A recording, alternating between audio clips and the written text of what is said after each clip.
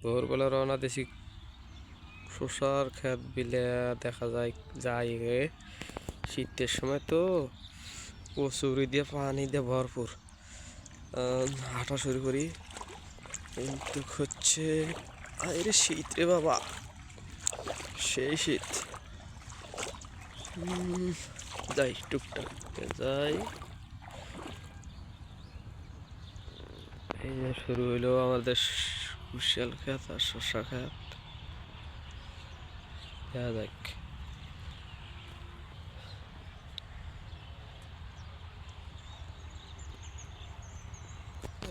হাঁটা শুরু করা লাগবে এখন শসা গাছের সাইজ তো সেই মোটা মোটা ডগা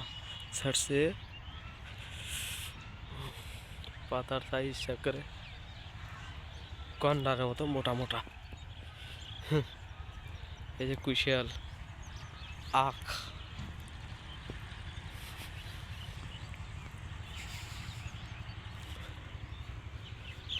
বালুতে দেখা যাইতেছে পুরা ক্ষেত ডিজিটাল পদ্ধতিতে শসা চাষ অতিরিক্ত মোটা মোটা হয়ে গেছে গাছ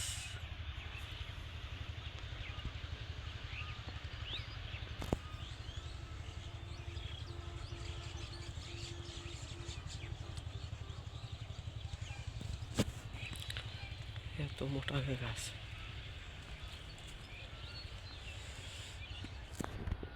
টমেটো ক্ষেত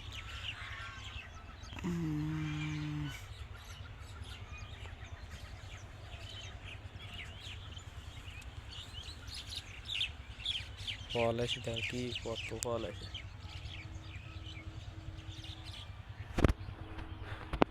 যে খেতে আগে কুশিয়াল বেচছি সে খেতে আবার নতুন করে আবার চারা রোপণ করা হয়েছে এই যে দেখছেন তার ভিতরে আলু করা হয়েছে 2 লাইনের আলু আছে এই যে দেখছেন খুব সুন্দর এটা পরিচর্যা করা হয়েছে এটা আরেকটা ক্ষেত এটা বড় বড় হয়ে গেছে সোপাইছে পাটের এই ভালোই সোপাইছে ঠিক আছে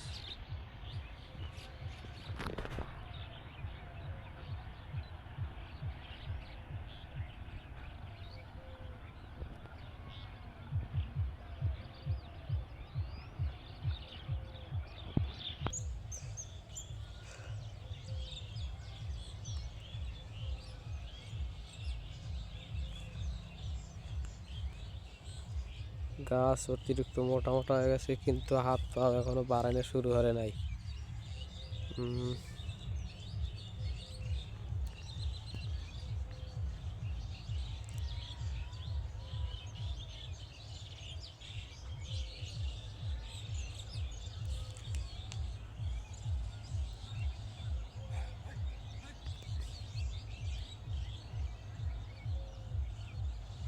এগুলো দেখছেন এটা টমেটো টমেটো এখন আপনাকে দেখাবো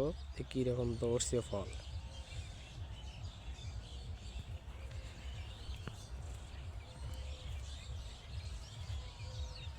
ফলের সাইজও ভালোই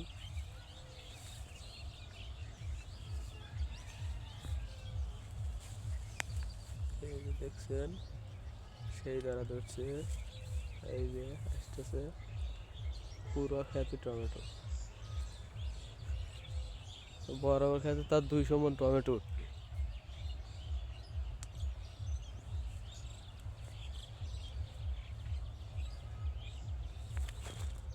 কি সুন্দর সাইজ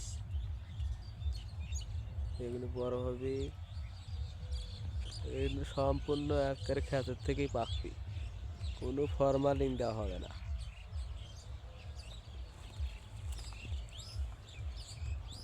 আর এখানে তো যা দেখতেছেন এখানে শসার ক্ষেত তার ভিতরে কুশিয়াল লাগানো হয়েছে আর কি দেওয়া হবে কপির ক্ষেত দেয় সামনে কপির ক্ষেত আছে সামনে কপির ক্ষেত এখন আপনাকে কপি দেখাই অনেকগুলো বেচা শেষ হয়েছে এখন অল্প আছে কিছু এই যে দেখেন কি সুন্দর ফুল বুঝছেন এই যে এই যে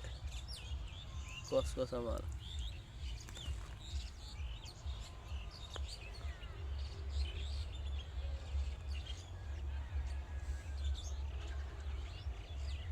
এই যে আমার ছোট ভাই যারা আছে, বাপ চাচা চার ভাই এখানকার বরাবর আবাদ করে প্রায় 15 বিঘার দাগের মতো, এক দাগে সব। দেন কত বড় ইউনিট,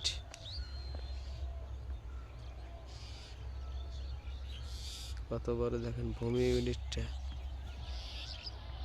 বিশাল এরিয়া।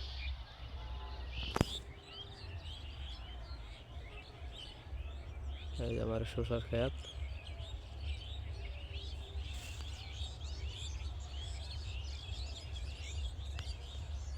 এটা ফুটে গেছে কিন্তু স্বাদ লাগে ভালোই। আর একটা আছে,